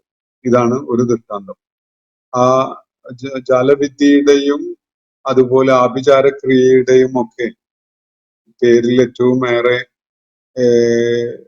ആളുകളുടെ ശ്രദ്ധ പിടിച്ചു പറ്റിയിരുന്ന ഒരു കാലമാണത്. ആഭിചാരക്രിയകൾ നടത്തിയിരുന്ന സാഹിറുകൾക്ക് വലിയ പദവിയും സ്ഥാനവും ഒക്കെയാണ് ഉണ്ടായിരുന്നത്. രാജാക്കന്മാരുടെ ഇടയിൽ അവർക്ക് വലിയ സ്വാധീനമാണ്. ഇന്ന് നമ്മുടെ സൂപ്പർ സ്റ്റാർ സിനിമയിലെ സൂപ്പർ സ്റ്റാറുകളൊക്കെ പോലെ അല്ലെങ്കിൽ അതിനേക്കാൾ ഉയർന്ന പദവി. ഇപ്പൊ അങ്ങനെയാണല്ലോ. അല്ലെങ്കിൽ സമൂഹത്തിൽ എന്ത് പ്രാധാന്യം അവർക്കുണ്ട് എന്നത് നമ്മൾ വേറെ ആലോചിക്കേണ്ട ഒരു വിഷയമാണ്. സൂപ്പർ സ്റ്റാറുകളായിട്ട് ഇങ്ങനെ ഞെളിഞ്ഞു നിൽക്കുന്ന ആളുകൾ ഇലക്ഷൻ പ്രചാരണത്തിന് വരെ പ്രയോജനപ്പെടുത്തപ്പെടുന്ന വിധത്തില് അവർക്ക് ഭരണസിരാ കേന്ദ്രങ്ങളുമായി അല്ലെങ്കിൽ ഭരണനായകന്മാരുമായി അടുത്ത ഒരു ബന്ധം ഉണ്ടാകുന്നു. അവർക്ക് ഒരു ഈ അധികാരികളുമായിട്ട് വലിയ അടുപ്പമുള്ള ഒരു സ്ഥാനമുള്ളതായിട്ട് നമുക്ക് കാണാൻ കഴിയുന്നു. ഇതാണ് നമ്മുടെ കാലഘട്ടത്തിലെ ഒരു ചിത്രമെങ്കിൽ മൂസ അലൈഹി ഇസ്ലാമിന്റെ കാലഘട്ടത്തിൽ സാഹിറുകൾക്ക് അതുപോലെയുള്ള പ്രാധാന്യമായിരുന്നു. പക്ഷെ സാഹിറുകൾക്കും ആ കാലഘട്ടത്തിലെ ആളുകൾക്കും ഒക്കെ അറിയാം, അവർ കാണിച്ചുകൊണ്ടിരിക്കുന്ന സിഹർ കേവലം ആളുകളെ തോന്നിപ്പിക്കൽ മാത്രമാണ്, യാഥാർത്ഥ്യമല്ല എന്നത്. വടി തറയിലിട്ട് പാമ്പാക്കുകയും അത് മുഖേന ജനങ്ങളെ പേടിപ്പിക്കാൻ പറ്റുകയൊക്കെ ചെയ്യുമ്പോഴും അത് കുറച്ചു കഴിഞ്ഞാൽ വടി തന്നെ ആയി മാറും, അല്ലെങ്കിൽ അതിനൊരു വീര്യവുമില്ല എന്നത് അവർക്ക് തന്നെ മനസ്സിലാക്കാൻ സാധിക്കുകയും ചെയ്യും എന്നത് എല്ലാവർക്കും വ്യക്തമായിരുന്നു. വടി പാമ്പാവുന്ന ഒരു തോന്നല് സൃഷ്ടിക്കപ്പെടുകയാണ് സാഹിറുകൾ ചെയ്ത കാര്യത്തില് ഉണ്ടാവുന്നത്. അതുപോലെ അവർ കാണിച്ച എല്ലാ ആഭിചാരക്രിയകളുടെയും അത് യാഥാർത്ഥ്യമല്ല, വെറും തോന്നല് സൃഷ്ടിക്കലാണ് എന്നത് അവർക്കറിയാമായിരുന്നു. അതുകൊണ്ടാണ് സാഹിറുകള് രാജാക്കന്മാരെ ആശ്രയിക്കുന്ന, അവരെ തൊഴുത് നടക്കുന്ന ആളുകളായി മാറിയത്. അല്ലെങ്കിൽ അവരുടെ കയ്യിലുണ്ടായിരുന്ന വിക്രിയകൾ വെച്ചുകൊണ്ട് രാജാക്കന്മാരെ തുരത്തി ഓടിച്ച് ഈ സാഹിറുകൾ തന്നെ അധികാരം പിടിച്ചു പറ്റുമായിരുന്നു. അതുപോലെയുള്ള ചില കാര്യങ്ങളാണ് മൂസ അലൈഹി ഇസ്ലാം ഇവിടെ പ്രദർശിപ്പിക്കുകയുണ്ടായത്. അപ്പൊ രണ്ട് ദൃഷ്ടാന്തങ്ങൾ ഞാൻ സൂചിപ്പിച്ചല്ലോ. മറ്റൊന്ന്, സാഹിറുകളുമായി ഈ വടി തറയിലിട്ട് പാമ്പാക്കുന്ന വിഷയത്തിൽ മത്സരിച്ചപ്പോ സാഹിറുകൾക്ക് ബോധ്യപ്പെടുകയാണ് അവര് കാണിച്ചത് കേവലം സിഹർ മാത്രമാണ്, മൂസ അലൈഹി ഇസ്ലാമിൻ്റെത് അങ്ങനെയല്ല, അത് യാഥാർത്ഥ്യം തന്നെയാണ് എന്നത്. അതുകൊണ്ട് സാഹിറുകൾ മൂസ അലൈഹി ഇസ്ലാമിന്റെ ആ ആയത്ത് കണ്ടുകൊണ്ട് അത്ഭുതപ്പെട്ട് അത് യാഥാർത്ഥ്യമാണെന്ന് ഉൾക്കൊണ്ടുകൊണ്ട് അവരുടെ വിശ്വാസം പ്രഖ്യാപിക്കുകയാണ്. ഫിറൗൻ അനുമതി നൽകുന്നതിന് കാത്തു നിൽക്കുക പോലും ചെയ്യാതെ അവര് മൂസായുടെ റബ്ബില് വിശ്വാസമുള്ളവരായിരിക്കുന്നു എന്ന് പ്രഖ്യാപിച്ചുകൊണ്ട് സുജൂദിൽ വീഴുകയാണ് സാഹിറുകൾ ചെയ്യുന്നത്. ഇത് മൂസ അലൈഹി ഇസ്ലാമിന്റെ സാന്നിധ്യത്തില് അള്ളാഹു അവരെ കാണിച്ച ഒരു മുഅ്ജിസത്ത് എന്ന് തന്നെ അതിനെ കണക്കാക്കാൻ നമുക്ക്. അവരെ അത്ഭുതപ്പെടുത്തിയ ഒരു കാര്യമാണ്. മറ്റൊന്ന്, മൂസ അലൈഹി ഇസ്ലാം പ്രവചിച്ച വിധത്തിൽ തന്നെ ഈജിപ്തില് ഒരു ക്ഷാമത്തിന്റെ കാലം ഉണ്ടായി. വറുതിയും ക്ഷാമവും പിടിപെട്ട് ജനങ്ങള് കഷ്ടപ്പെടുന്ന ഒരവസ്ഥ വന്നു ചേർന്നു. ഈ കാര്യം മൂസ അലൈഹി ഇസ്ലാം നേരത്തെ പ്രവചിച്ചു. അത് അവർക്ക് അനുഭവവേദ്യമാവുകയും ചെയ്തു. അങ്ങനെ അവര് മൂസ അലൈഹി ഇസ്ലാമിന്റെ അടുക്കൽ വന്ന് വല്ലാതെ കെഞ്ചി കേണുകൊണ്ട് ആവശ്യപ്പെടുകയാണ്, ഈ ദുരിതം ഒന്ന് നീക്കി തരണമെന്ന്, നിന്റെ റബ്ബിനോടൊന്ന് പ്രാർത്ഥിക്കണമെന്ന്.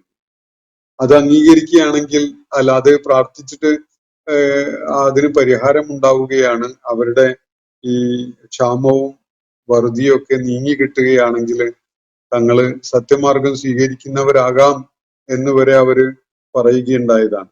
അതുപോലെ പക്ഷെ അതൊന്നും അവർ പാലിക്കുന്നില്ല. പിന്നീട് മൂസ അലൈഹി ഇസ്ലാം അവരെ കാണിച്ച മറ്റൊരു സംഗതി, അതികഠിനമായ പേമാരി ഉണ്ടാവുകയും അത് കാരണമായി നാട്ടിൽ വലിയ വെള്ളപ്പൊക്കം ഉണ്ടാവുകയും വലിയ വിനാശം ഉണ്ടാവുകയും ഒക്കെ ചെയ്ത ഒരു സംഭവമാണ്. ഇത് അസാധാരണമായ വിധത്തിൽ ഒരു പ്രവാചകന്റെ സാന്നിധ്യത്തിൽ സംഭവിച്ച ഒരു കാര്യമാണ് എന്നത് അവർക്ക് മനസ്സിലാക്കാൻ അവസരം ഉണ്ടായപ്പോൾ അവര് മൂസ അലൈഹി ഇസ്ലാമിനോട് അത് ദൂരീകരിച്ച് കിട്ടാൻ വേണ്ടി പ്രാർത്ഥിക്കാൻ ആവശ്യപ്പെടുകയും ഈ പ്രളയാവസ്ഥക്ക് ഒരു നിയന്ത്രണം വരികയൊക്കെ ചെയ്തു. പക്ഷെ അവര് വാക്ക് പാലിക്കുകയൊന്നുണ്ടായില്ല. പിന്നീട് മൂസ അലൈഹി ഇസ്ലാം നടത്തിയ ഒരു വിളംബരം അനുസരിച്ച് തന്നെ വെട്ടുകിളികൾ പെരുകുകയും അവരുടെ ലോക്കസ്റ്റുകൾ പെരുകിയിട്ട് നാട്ടിലെ കൃഷിയൊക്കെ നശിപ്പിക്കുകയും അതിന്റെ ദുരിതമൊക്കെ അവരെ ഏറ്റുവാങ്ങേണ്ടി വരികയും ചെയ്യുന്ന ഒരവസ്ഥ ഉണ്ടായി. ഇതും പ്രാർത്ഥിക്കാൻ വേണ്ടി അവർ ആവശ്യപ്പെട്ടു. അള്ളാഹു അതിൽ ഇടപെട്ട് അവർക്ക് അതിൽ നിന്ന് മുക്തി നൽകി. പക്ഷെ അവര് വാക്ക് പാലിക്കാൻ കൂട്ടാക്കിയില്ല. മറ്റൊന്ന്, മൂസ അലൈഹി ഇസ്ലാം നേരത്തെ പ്രവചിച്ച വിധത്തിൽ തന്നെ നാട്ടില് പാന്, ചെള്ള് പോലെയുള്ള സംഗതികളൊക്കെ അങ്ങ് പെരുകുകയാണ്. ആളുകളുടെ ദേഹത്ത്, ശരീരം, അതുപോലെ മൃഗങ്ങളില് ഒക്കെ തന്നെ ഇതങ്ങ് പെരുകിയിട്ട് ഒരു സ്വസ്ഥതയും സമാധാനവും ഇല്ലാതെ അവര് കഷ്ടപ്പെടുന്ന ഒരവസ്ഥ ഉണ്ടായി. ഇത് മൂസ അലൈഹി ഇസ്ലാം നേരത്തെ പ്രവചിച്ച ഒരു ദൈവിക നടപടിയാണ്. അതിനും മൂസ അലൈഹി ഇസ്ലാമിനോട് അവർ ആവശ്യപ്പെട്ട പ്രകാരം പ്രാർത്ഥിക്കുകയും അതിന് മുക്തി ലഭിക്കുകയും ചെയ്തു. പക്ഷെ ബനൂ ഇസ്രായേലോ അല്ലെങ്കിൽ ഈ ഫിറൗന്റെ ആളുകളോ വിശ്വാസികളാവാൻ സന്നദ്ധരായില്ല. മറ്റൊരു സംഭവം ഖുർആൻ പരാമർശിക്കുന്നത് നാട്ടില് തവളകൾ പെരുകിയതാണ്. ഇരിക്കുന്നിടത്തും നടക്കുന്നിടത്തും നോക്കുന്നിടത്തും ഒക്കെ തവളകളായിട്ട് ഭയങ്കരമായിട്ട് അവ പെരുകിയിട്ട് ഒരു നിവൃത്തിയില്ലാതെ നിത്യജീവിതം അങ്ങേയറ്റം ദുരിതപൂർണമായി മാറിയ ഒരു അവസ്ഥ ഉണ്ടായി. തവള പെരുകുക എന്ന് പറഞ്ഞാൽ അത് വലിയ പ്രശ്നമൊന്നും അല്ല എന്നൊക്കെ നമുക്ക് തോന്നിയെന്ന് വരും. പക്ഷെ നമ്മൾ താമസിക്കുന്ന ഒരിടത്ത് ആയിരക്കണക്കിന് തവളകൾ അങ്ങനെ ചാടി ചാടി നടക്കുന്ന ഒരവസ്ഥയാണ്. അങ്ങോട്ട് നോക്കിയാലും ഇങ്ങോട്ട് നോക്കിയാലും അടുപ്പത്തും ചട്ടിയിലും ഒക്കെ തവള ചാടി കളിക്കുന്ന ഒരവസ്ഥ ഉണ്ടായാൽ എത്ര ദുരിതപൂർണമായിരിക്കും അത് എന്നത് നമുക്ക് സങ്കല്പിക്കാവുന്നതേ ഉള്ളൂ.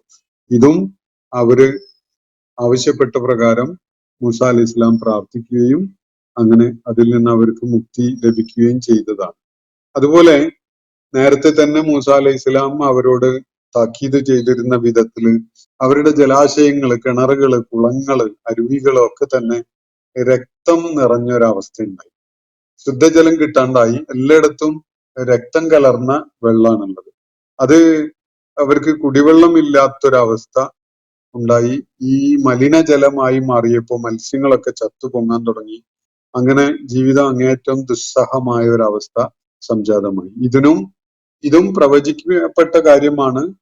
ഇത് ജനങ്ങൾ ആവശ്യപ്പെട്ട പ്രകാരം മൂസ അലൈഹി ഇസ്ലാം പ്രാർത്ഥിക്കുകയും അള്ളാഹു അവർക്ക് അതിൽ നിന്ന് മുക്തി നൽകുകയും ചെയ്യും. ഇതൊക്കെ അവരെ കണ്ണു തുറപ്പിക്കുന്നതിന് വേണ്ടി മൂസ അലൈഹി ഇസ്ലാം അവരിലേക്ക് വന്ന ദൈവിക ദൂതനാണ് എന്ന കാര്യം അവരെ ബോധ്യപ്പെടുത്തുന്നതിനും അള്ളാഹുവിന്റെ ഏകത്വത്തെ അവർക്ക് ഉൾക്കൊള്ളാൻ സാധിക്കുന്നതിന് അവർക്ക് പ്രത്യക്ഷമായുള്ള ഒരു തെളിവായി, ഒരു ലക്ഷണമായി അവർക്ക് കാണിക്കപ്പെട്ടതുമായ കാര്യങ്ങളാണ്. പക്ഷെ ഇതൊന്നും അവര് ഉൾക്കൊള്ളുകയോ മുഖവിലക്ക് എടുക്കുകയോ അവര് പറഞ്ഞ വാക്ക് പാലിക്കുകയോ ഒന്നും ചെയ്യുകയുണ്ടായിട്ടില്ല. ഈ കാര്യം വിശുദ്ധ ഖുർആനിൽ പരാമർശിക്കുന്ന അതുപോലെ അല്ലെങ്കിലും വ്യത്യസ്തമായ രീതിയിൽ ബൈബിൾ പുറപ്പാട് പുസ്തകത്തിൽ എക്സോഡസിൽ പരാമർശിക്കുന്നുണ്ട് ചില വിശദാംശങ്ങളോടുകൂടി. അവിടെ ചില വിശുദ്ധ ഖുർആന്റെ വിവരണത്തിനോട് യോജിക്കാത്ത വിധത്തിലുള്ള ചില സംഗതികള് ഇതൊക്കെയും തന്നെ സാഹിറുകളും കാണിച്ചു. അവരും മൂസ അലൈഹി ഇസ്ലാമിനെ പോലെ ഇതുപോലെയുള്ള അദാബുകൾ കൊണ്ടുവന്നു എന്നൊക്കെ പറയുന്ന വിധത്തിൽ അതിന്റെ വിവരണം കാണും. എല്ലാ കാര്യത്തിലും സാഹിറുകൾ മത്സരിച്ചിരുന്നു എന്ന കാര്യം ഖുർആൻ വ്യക്തമാക്കിയിട്ടില്ല. ഖുർആൻ ഈ വടി പാമ്പാക്കുന്ന വിഷയത്തിൽ സാഹിറുകൾ മൂസ അലൈഹി ഇസ്ലാമിനോട് ഏറ്റുമുട്ടാൻ സന്നദ്ധരായി എന്നത് മാത്രമേ പറയുന്നുള്ളൂ. അതിന്റെ ഒടുവില് സാഹിറുകളൊക്കെയും വിശ്വാസികളായി മാറിയ കാര്യമാണ് ഖുർആൻ പറയുന്നത്. ചില വ്യത്യാസങ്ങൾ കാണാൻ കഴിയും. ബൈബിളിന്റെ വചനങ്ങളില് മനുഷ്യൻ പുനരാവിഷ്കരിച്ച വചനങ്ങളാണ് അതിൽ കൂടുതലും ഉള്ളത് എന്നതിനുള്ള ചില സൂചനകളായിട്ട് നമുക്ക് ഇതുപോലെയുള്ള സംഗതികൾ കാണാൻ സാധിക്കും. മൂസ അലൈഹി ഇസ്ലാം മുഖേന ഈ സമൂഹത്തിന്റെ കാര്യത്തിലുള്ള ദൈവിക ദൗത്യ നിർവഹണത്തിന്റെ ഹുജ്ജത്ത്, അതിന്റെ നിർവഹണം പൂർത്തീകരിക്കുക എന്നൊരു സംഗതിയുടെ ഭാഗമായിട്ടാണ് ഈ ദൃഷ്ടാന്തങ്ങളൊക്കെയും അവരെ കാണിക്കപ്പെടുന്ന അവസ്ഥ ഉണ്ടായിട്ടുള്ളത് എന്നതാണ് ഇത് വ്യക്തമാക്കുന്നത്. എന്നാൽ അവര് തർക്കത്തിൽ ഏർപ്പെടുകയും അവരുടെ അക്രമപരമായ നിലപാടിലും ഗർവ് കാണിക്കുന്നതിലുമൊക്കെ മുരട് ഉറപ്പിച്ചുകൊണ്ട് നിലകൊള്ളുകയുമാണ് അവരുണ്ടായത് എന്ന് ഖുർആൻ മറ്റൊരിടത്ത് വ്യക്തമാക്കിയിട്ടുണ്ട്. ഇന്നത്തെ സെഷൻ ഞാനിവിടെ അവസാനിപ്പിക്കുകയാണ്. മൂസ അലൈഹി ഇസ്ലാമുമായി ബന്ധപ്പെട്ടുകൊണ്ടുള്ള ചില കാര്യങ്ങളാണ് ഇവിടെ മുഹമ്മദ് നബി സല്ലല്ലാഹു അലൈഹി വസല്ലമയോട് പ്രവാചകന്മാരോട് അന്വേഷിക്കാൻ വേണ്ടി പറഞ്ഞ കാര്യത്തിന്റെ തുടർച്ചയായിട്ട് ഇവിടെ വിവരിക്കപ്പെട്ടിട്ടുള്ളത്. അള്ളാഹു എല്ലാവരെയും അനുഗ്രഹിക്കുമാറാവട്ടെ. അനിൽ അൽഹംദുലില്ലാഹി റബ്ബിൽ ആലമീൻ. അസ്സലാമു അലൈക്കും വറഹ്മത്തുള്ളാഹി വബറകാതുഹു. ഇന്നത്തെ ഖുർആൻ പദം ഇവിടെ സമാപിക്കുന്നു. ഖുർആൻ പഠനത്തിൽ പങ്കെടുത്ത എല്ലാവർക്കും അല്ലാഹു അർഹമായ പ്രതിഫലം നൽകി അനുഗ്രഹിക്കട്ടെ. വആഖിർ ദഅവാനാ അനിൽ ഹംദുലില്ലാഹി റബ്ബിൽ ആലമീൻ. അസ്സലാമു അലൈക്കും വറഹ്മത്തുള്ളാഹി വബറകാതുഹു.